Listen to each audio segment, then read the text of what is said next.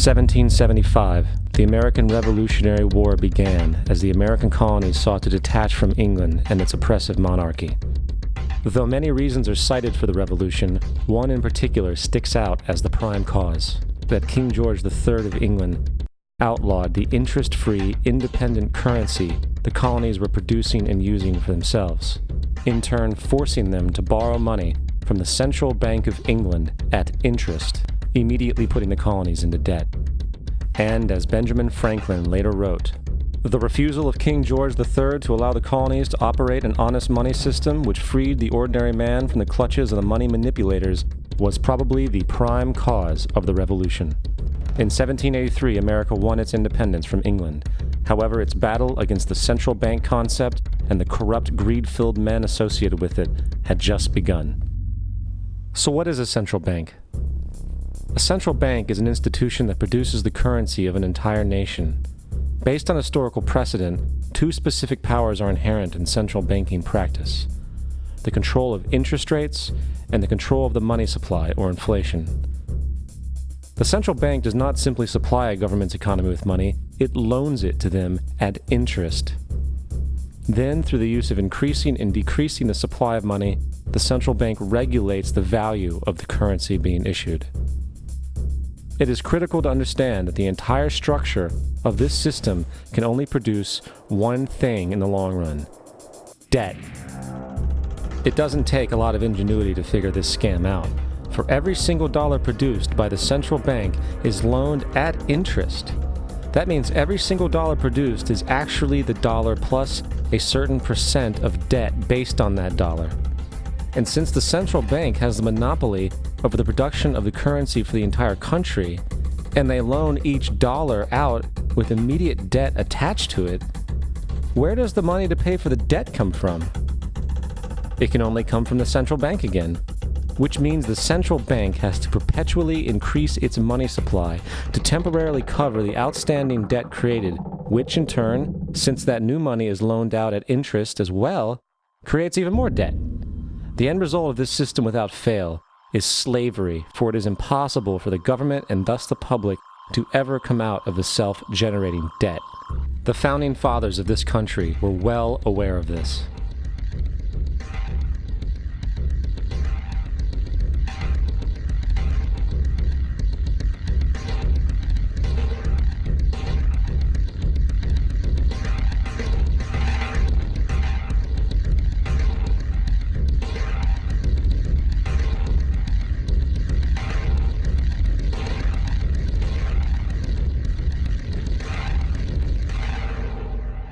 By the early 20th century, the U.S. had already implemented and removed a few central banking systems, which were swindled into place by ruthless banking interests. At this time, the dominant families in the banking and business world were the Rockefellers, the Morgans, the Warburgs, the Rothschilds. And in the early 1900s, they sought to push once again legislation to create another central bank. However, they knew the government and public were very weary of such an institution, so they needed to create an incident to affect public opinion. So, J.P. Morgan, publicly considered a financial luminary at the time, exploited his mass influence by publishing rumors that a prominent bank in New York was insolvent or bankrupt. Morgan knew this would cause mass hysteria, which would affect other banks as well. And it did. The public, in fear of losing their deposits, immediately began mass withdrawals. Consequently, the banks were forced to call in their loans, causing the recipients to sell their property, and thus a spiral of bankruptcies, repossessions, and turmoil emerged. Putting the pieces together a few years later, Frederick Allen of Life magazine wrote, "The Morgan interests took advantage to precipitate the panic, guiding it shrewdly as it progressed." Unaware of the fraud, the Panic of 1907 led to a congressional investigation headed by Senator Nelson Aldrich, who had intimate ties to the banking cartels and later became part of the Rockefeller family through marriage. The commission, led by Aldrich, recommended a central bank should be implemented so a panic like 1907 could never happen again. This was the spark the international bankers needed to initiate their plan. In 1910, a secret meeting was held at a J.P. Morgan estate on Jekyll Island off the coast of Georgia. It was there that the central banking bill called the Federal Reserve Act was written. This legislation was written by bankers, not lawmakers. This meeting was so secretive, so concealed from government and public knowledge that the 10 or so figures who attended disguised their names when en route to the island. After this bill was constructed, it was then handed over to their political frontman, Senator Nelson Aldrich, to push through Congress. And in 1913, with heavy political sponsorship by the bankers, Woodrow Wilson became president, having already agreed to sign the Federal Reserve Act in exchange for campaign support. And 2 days before Christmas, when most of Congress was at home with their families, the Federal Reserve Act was voted in, and Wilson in turn made it law. Later, Woodrow Wilson wrote, in regret,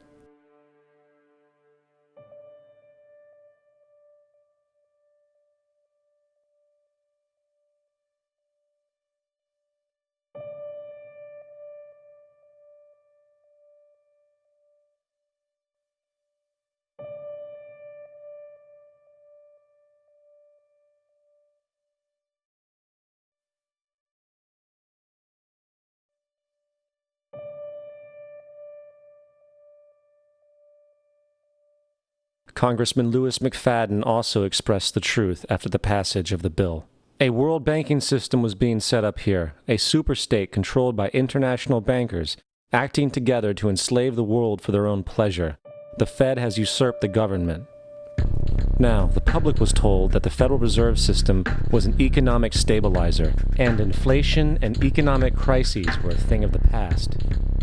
Well, as history has shown, nothing is further from the truth. The fact is, the international bankers now had a streamlined machine to expand their personal ambitions. It's alive! It's alive! It's alive! For example, from 1914 to 1919, the Fed increased the money supply by nearly 100%, resulting in extensive loans to small banks and the public. Then, in 1920, the Fed called in mass percentages of the outstanding money supply, thus resulting in the supporting banks having to call in huge numbers of loans, and, just like 1907, bank runs, bankruptcy, and collapse occurred.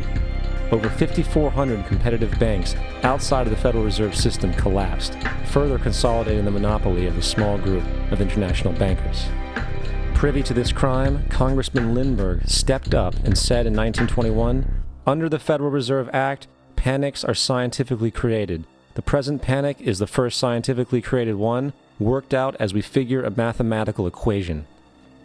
However, the panic of 1920 was just a warm-up. From 1921 to 1929, the Fed again increased the money supply, resulting once again in extensive loans to the public and banks. There was also a fairly new type of loan called a margin loan in the stock market. Very simply, the margin loan allowed an investor to put down only 10% of a stock's price, with the other 90% being loaned through the broker. In other words, a person could own $1,000 worth of stock with only $100 down. This method was very popular in the roaring 1920s, as everyone seemed to be making money in the market. However, there was a catch to this loan. It could be called in at any time and had to be paid within 24 hours. This is termed a margin call, and the typical result of a margin call is the selling of the stock purchased with the loan. So, a few months before October in 1929, J.D. Rockefeller, Bernard Baruch, and other insiders quietly exited the market, and on October 24, 1929, the New York financiers who furnished the margin loans started calling them in masse. This sparked an instantaneous, massive sell-off in the market, for everyone had to cover the margin loans. It then triggered mass bank runs for the same reason, in turn collapsing over 16,000 banks, enabling the conspiring international bankers to not only buy up rival banks at a discount, but to also buy up whole corporations at pennies on the dollar. It was the greatest robbery in American history. But that didn't stop there. Rather than expanding the money supply in order to recover from this economic collapse, the Fed actually contracted it, fueling one of the largest depressions in history. Once again outraged, Congressman Lewis McFadden, a longtime opponent of the banking cartels, began bringing impeachment proceedings against the Federal Reserve Board, saying of the crash and depression, "It was a carefully contrived occurrence. International bankers sought to bring about a condition of despair so that they might emerge the rulers of us all." Not surprisingly, and after 2 previous assassination attempts, McFadden was poisoned at a banquet before he could push for the impeachment. Now, having reduced the society to squalor, the Federal Reserve bankers decided that the gold standard should be removed. In order to do this, they needed to acquire the remaining gold in the system. So, under the pretense of helping to end the Depression, came the 1933 gold seizure. Under the threat of imprisonment for 10 years, everyone in America was required to turn in all gold bullion to the Treasury, essentially robbing the public of what little wealth they had left. And at the end of 1933, the gold standard was abolished. If you look at a dollar bill from before 1933, it says it is redeemable in gold. You look at a dollar bill today, it says it is legal tender, which means it is backed by absolutely nothing. It is worthless paper. The only thing that gives our money value is how much of it is in circulation. Therefore, the power to regulate the money supply is also the power to regulate its value, which is also the power to bring entire economies and societies to its knees.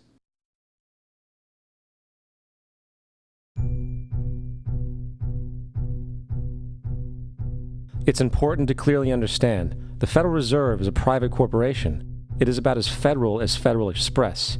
It makes its own policies and is under virtually no regulation by the U.S. government. It is a private bank that loans all the currency at interest to the government, completely consistent with the fraudulent central banking model that the country sought to escape from when it declared independence in the American Revolutionary War. Now, going back to 1913, the Federal Reserve Act was not the only unconstitutional bill pushed through Congress. They also pushed the federal income tax. It's worthwhile to point out that the American public's ignorance towards the federal income tax is a testament to how dumbed down and oblivious the American population really is.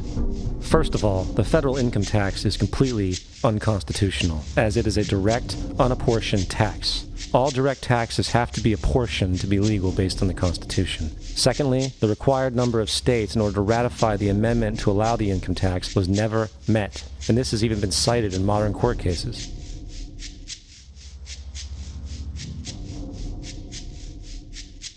Third, at the present day, roughly 25% of the average worker's income is taken via this tax. And guess where that money goes? It goes to pay the interest on the currency being produced by the fraudulent Federal Reserve Bank, a system that does not have to exist at all.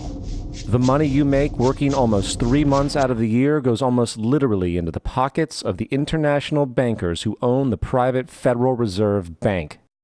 And fourth, even with the fraudulent government claim as to the legality of the income tax, there is literally no statute, no law in existence that requires you to pay this tax, period.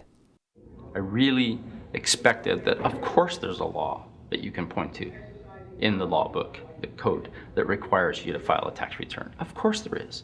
I was at that point where I couldn't find the statute that clearly made a person liable, at least not me and most people I know.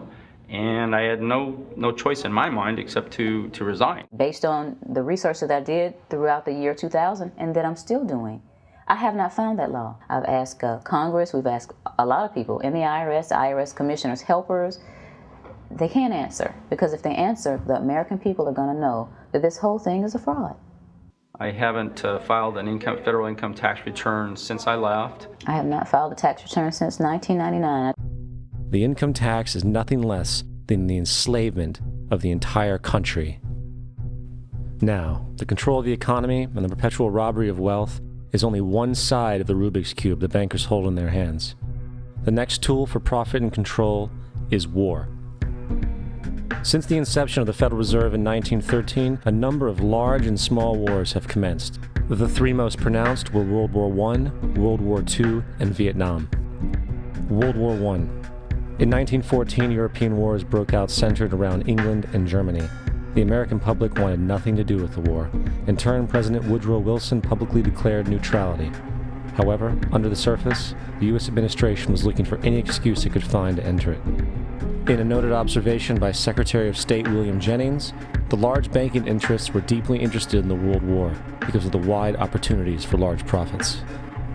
It's important to understand that the most lucrative thing that can happen for the international bankers is war, for it forces the country to borrow even more money from the Federal Reserve Bank at interest.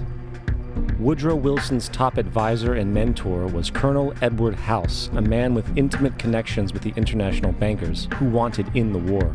In a documented conversation between Colonel House, Wilson's advisor, and Sir Edward Grey, the Foreign Secretary of England, regarding how to get America into the war, Grey inquired, "What will Americans do if Germans sink an ocean liner with American passengers on board?" House responded, I believe that a flame of indignation would sweep the United States, and that by itself would be sufficient to carry us into war. So, on May 7, 1915, on essentially the suggestion of Sir Edward Grey, a ship called the Lusitania was deliberately sent into German-controlled waters where German military vessels were known to be. And, as expected, German U-boats torpedoed the ship, exploding stored ammunition, killing 1,200 people. To further understand the deliberate nature of this setup, the German embassy actually put advertisements in the New York Times telling people that if they boarded the Lusitania, they did so at their own risk, as such a ship sailing from America to England through the war zone would be liable to destruction. In turn, and as anticipated, the sinking of the Lusitania caused a wave of anger among the American population, and America entered the war a short time after. The First World War caused 323,000 American deaths. J.D. Rockefeller made $200 million off of it. Not to mention the war cost about $30 billion for America, most of which was borrowed from the Federal Reserve Bank at interest, furthering the profits of the international bankers. World War II. On December 7, 1941, Japan attacked the American fleet at Pearl Harbor, triggering our entry into that war. President Franklin D. Roosevelt declared the attack was a day that will live in infamy. A day of infamy indeed, but not because of the alleged surprise attack on Pearl Harbor. After 60 years of surfacing information, it is clear that not only was the attack on Pearl Harbor known weeks in advance, it was outright wanted and provoked. Roosevelt, whose family had been New York bankers since the 18th century, whose uncle Frederick was on the original Federal Reserve Board, was very sympathetic to the interests of the international bankers, and the interest was to enter the war, as we've seen, nothing is more profitable for international bankers than war. In a journal entry by Roosevelt's Secretary of War Henry Stimson, dated November 25, 1941, he documented a conversation he had with Roosevelt. The question was, how should we maneuver them into firing the first shot? It was desirable to make sure the Japanese be the ones to do this, so that there should remain no doubt as to who were the aggressors. In the months leading up to the attack on Pearl Harbor, Roosevelt had done almost everything in his power to anger the Japanese, showing a posture of aggression. He halted all of Japan's imports of American petroleum. He froze all the Japanese assets in the United States. He made public loans to nationalist China and supplied military aid to the British, both enemies of Japan in the war, which, by the way, is completely in violation of international war rules. And on December 4th, 3 days before the attack, Australian intelligence told Roosevelt about a Japanese task force moving towards Pearl Harbor. Roosevelt ignored it. So, as hoped and allowed, on December 7th, 1941, Japan attacked Pearl Harbor, killing 2,400 soldiers. Before Pearl Harbor, 83% of the American public wanted nothing to do with the war. After Pearl Harbor, 1 million men volunteered for the war. It is important to note, Nazi Germany's war effort was largely supported by two organizations, one of which was called IG Farben. IG Farben produced 84% of Germany's explosives, and even the Zyklon B used in the concentration camps to kill millions. One of the unspoken partners of IG Farben was J.D. Rockefeller's Standard Oil Company in America. In fact, the German Air Force could not operate without a special additive patented by Rockefeller's Standard Oil. The drastic bombing of London by Nazi Germany, for example, was made possible by a $20 million sale of fuel to IG Farben by the Rockefeller Standard Oil Company. This is just one small point on the topic of how American business funded both sides of World War II. One other treasonous organization worth mentioning is the Union Banking Corporation of New York City. Not only did it finance numerous aspects of Hitler's rise to power, along with actual materials during the war, it was also a Nazi money laundering bank, which was eventually exposed for having millions of dollars of Nazi money in its vaults. The Union Banking Corporation of New York was eventually seized for violations of the Trading with the Enemy Act. Guess who the director and vice president of the Union Bank was? Prescott Bush, our current president's grandfather, and of course our former president's father. Keep that in mind when considering the moral and political dispositions of the Bush family. Vietnam. The United States' official declaration of war on North Vietnam in 1964 came after an alleged incident involving two U.S. destroyers being attacked by North Vietnamese PT boats in the Gulf of Tonkin. This was known as the Gulf of Tonkin Incident. This single situation was the catalytic pretext for massive troop deployment and full-fledged warfare. One problem, however, The attack on the U.S. destroyers by Vietnamese PT boats never happened. It was a completely staged event to have an excuse to enter the war. Former Secretary of Defense Robert McNamara stated years later that the Gulf of Tonkin incident was a mistake, while many other insiders and officers have come forward, relaying that it was a contrived farce, a complete lie. Once in the war, it was business as usual. In October 1966, President Lyndon Johnson lifted trading restrictions on the Soviet bloc, knowing full well that the Soviets were providing upwards of 80% of North Vietnam's war supplies. Consequently, Rockefeller interests financed factories in the Soviet Union, which the Soviets used to manufacture military equipment and send it to North Vietnam. However, the funding of both sides of this conflict was only one side of the coin. In 1985, Vietnam's rules of engagement were declassified. This detailed what American troops were and were not allowed to do in the war. It included absurdities like North Vietnamese anti-aircraft missile systems could not be bombed until they were known to be fully operational. No enemy could be pursued once they crossed the border of Laos or Cambodia. And most revealing of all, the most critical strategic targets were not allowed to be attacked unless initiated by high military officials. Apart from these imposed ludicrous limitations, North Vietnam was informed of these restrictions and therefore could base entire strategies around the limitations of the American forces. This is why the war went on so long. And the bottom line is this: the Vietnam War was never meant to be won, just sustained. This war for profit resulted in 58,000 American deaths and 3 million dead Vietnamese. So, where are we now?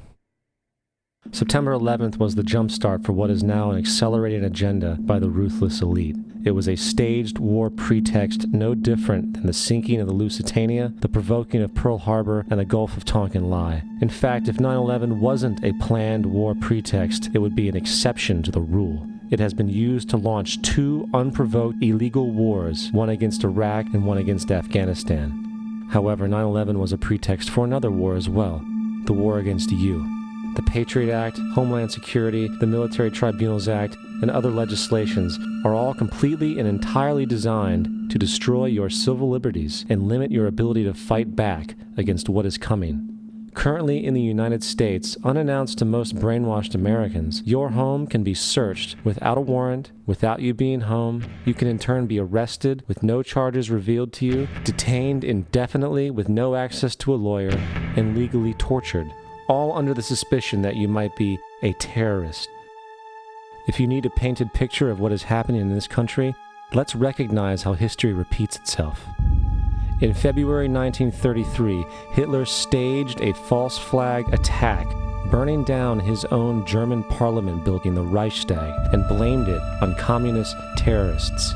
Within the next few weeks, he passed the Enabling Act, which completely eradicated the German Constitution, destroying people's liberties. He then led a series of preemptive wars, all justified to the German people as necessary to maintaining homeland security.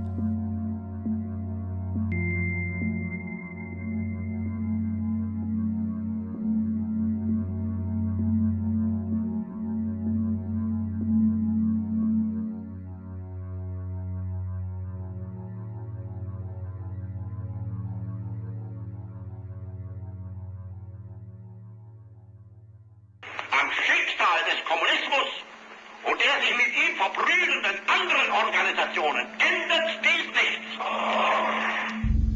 Our enemy is a radical network of terrorists and every government that supports them.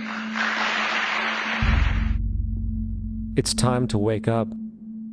The people in power go out of their way to make sure that you are perpetually misled and manipulated. The majority's perception of reality, especially in the political arena, is not their own. It is shrewdly imposed upon them without them even knowing it.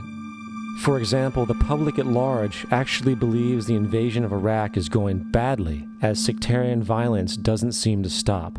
What the public fails to see is that the destabilization of Iraq is exactly what the people behind the government want.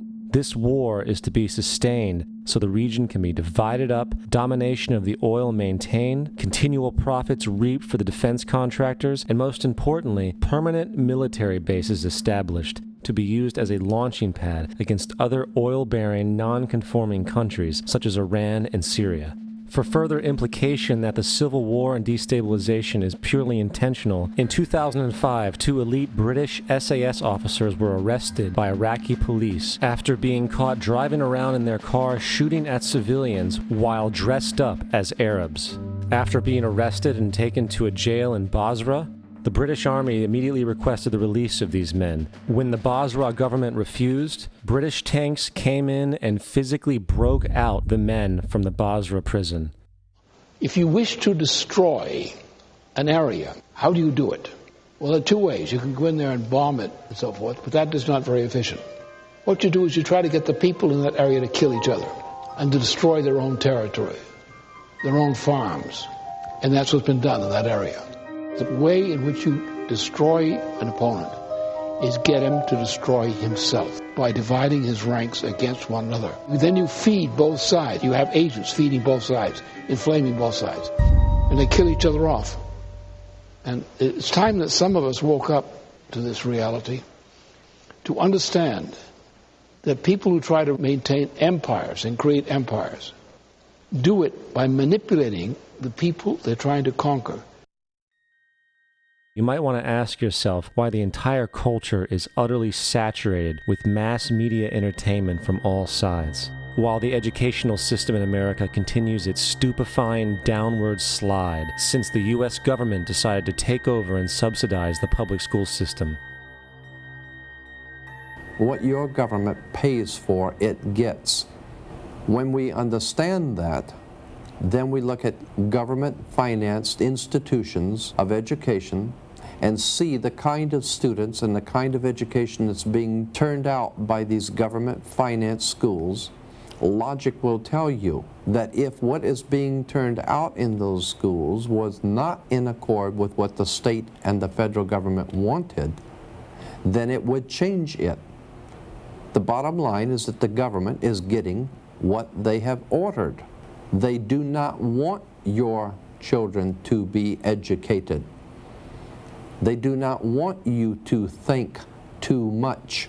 That is why our country and our world has become so proliferated with entertainments, mass media, television shows, amusement parks, drugs, alcohol, and every kind of entertainment to keep the human mind entertained, so that you don't get in the way of important people by doing too much thinking. You had better wake up and understand that there are people who are guiding your life and you don't even know it. We're in a lot of trouble because you people and 62 million other Americans are listening to me right now, because less than 3% of you people read books, because less than 15% of you read newspapers, because the only truth you know is what you get over this tube. Right now, there is an entire generation that never knew anything that didn't come out of this tube. This tube is the gospel, the ultimate revelation.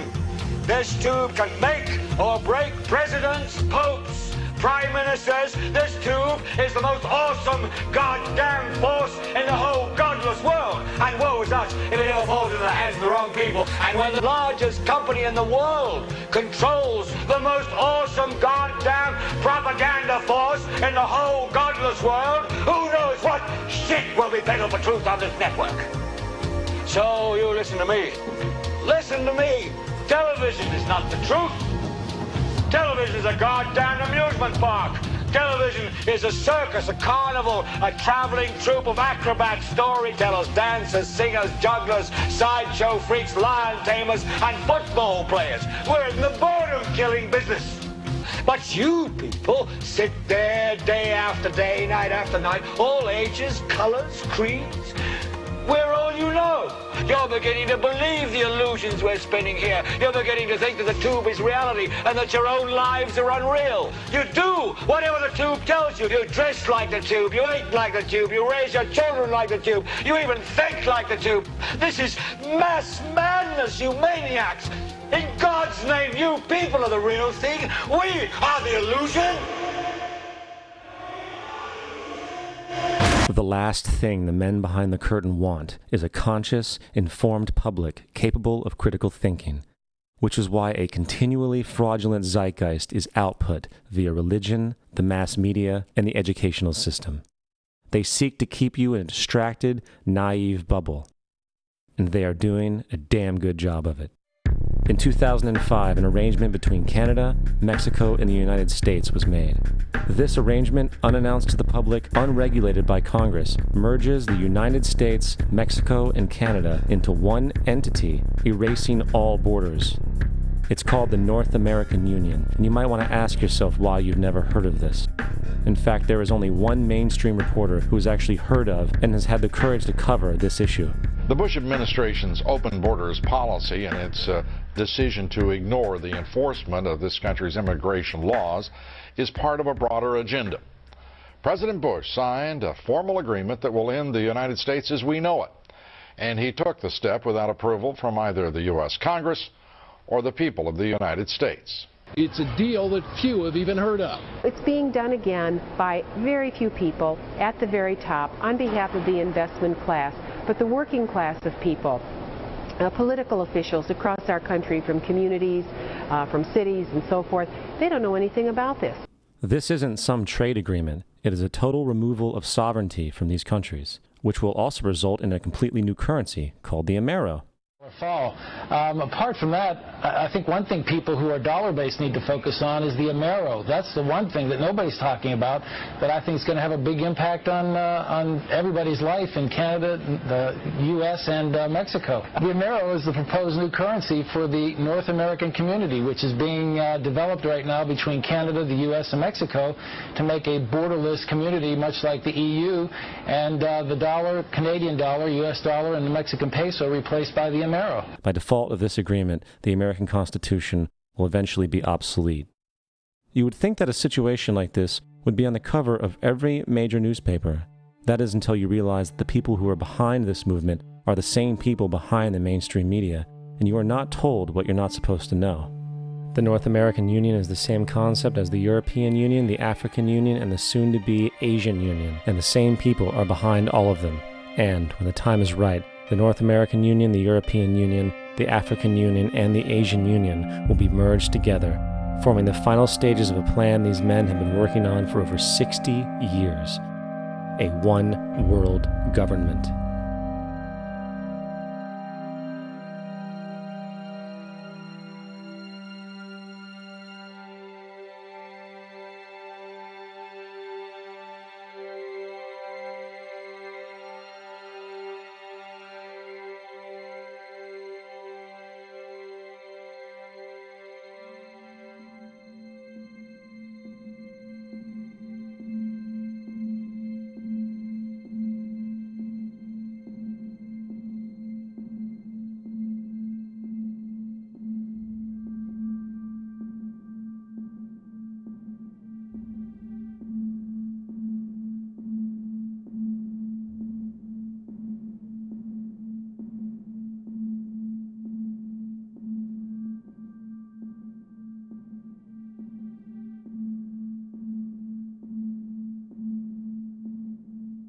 One bank, one army, one center of power. And if we have learned anything from history, it is that power corrupts, and absolute power corrupts absolutely. This is Aaron Russo, a filmmaker and former politician. To his left is Nicholas Rockefeller of the infamous Rockefeller banking and business dynasty. After maintaining a close friendship with Nicholas Rockefeller, Aaron eventually ended the relationship, appalled by what he had learned about the Rockefellers and their ambitions. I got a call one day from an attorney woman I knew, and she said, "Would you like to meet one of the Rockefellers?" I said, "Sure, I'd love to." And we became friends, and he began to divulge a lot of things to me.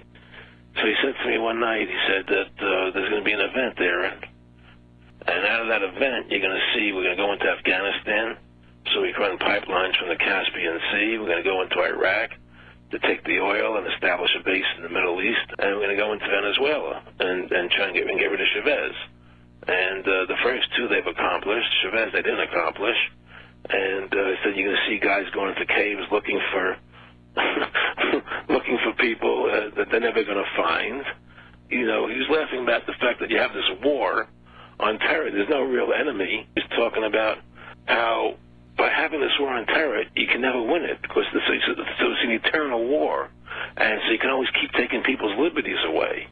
And I said, how are you going to convince people that this war is real? He says, but the media can convince everybody it's real. I mean, you know, it's just that you keep talking about things. You keep saying it over and over and over again, and eventually people believe it. You know, you created the Federal Reserve in 1913 through lies. You create 9/11, which is another lie. Through 9/11, then you're fighting a war on terror, and now all of a sudden you go into Iraq, which was another lie, and now they're going to do Iran. You know, and it's all one thing leading to another, leading to another, leading to another. Now, I would say, what are you doing this for? What's the point of this thing? You have all the money in the world you ever want. You have all the power. I said, you know, you're hurting people. It's not a good thing. And he would say, what do you care about the people for? Take care of yourself and you take care of your family. And then I said to him, what are the ultimate goals here? He said, the ultimate goal is to get everybody in this world chipped with the RFID chip and have all money be on those chips and everything on those chips. And if anybody wants to protest what we do or violate what we want, we just turn off that chip. That's right, microchipped. In 2005, Congress, under the pretense of immigration control and the so-called war on terrorism, passed the Real ID Act, under which it is projected by May 2008, you will be required to carry around a federal identification card, which includes on it a scannable barcode with your personal information. However, this barcode is only an intermediary step before the card is equipped with a VeriChip RFID tracking module, which will use radio frequencies to track your every move on the planet. If this sounds foreign to you, please note that the RFID tracking chip is already in all new American passports. And the final step is the implanted chip, which many people have already been manipulated into accepting under different pretenses. We have a Florida family who are really pioneers in a brave new world. They have volunteered to be the first ever to have microchip identification devices implanted into their bodies. After 9/11, I was really concerned with the security of my family. I wouldn't mind having something planted permanently in my arm that would identify me. In the end, everybody will be locked into a monitored control grid where every single action you perform is documented. And if you get out of line, they can just turn off your chip, for at that point in time, every single aspect of society will revolve around interactions with the chips. This is the picture that is painted for the future if you open your eyes to see it. A centralized one-world economy where everyone's moves and everyone's transactions are tracked and monitored, all rights removed. The most incredible aspect of all. These totalitarian elements will not be forced upon the people. The people will demand them. For the social manipulation of society through the generation of fear and division has completely detached humans from their sense of power and reality. A process which has been going on for centuries, if not millennia. Religion, patriotism, race, wealth, class, and every other form of arbitrary, separatist identification and thus conceit has served to create a controlled population, utterly malleable in the hands of the few. Divide and conquer is the motto, and as long as people continue to see themselves as separate from everything else, they lend themselves to being completely enslaved. The men behind the curtain know this, and they also know that if people ever realize the truth of their relationship to nature and the truth of their personal power, the entire manufactured zeitgeist they prey upon will collapse like a house of cards.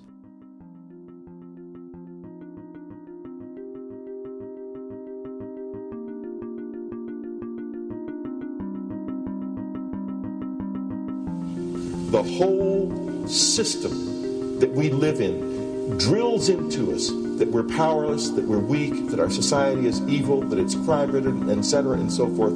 It's all a big, fat lie. We are powerful, beautiful, extraordinary.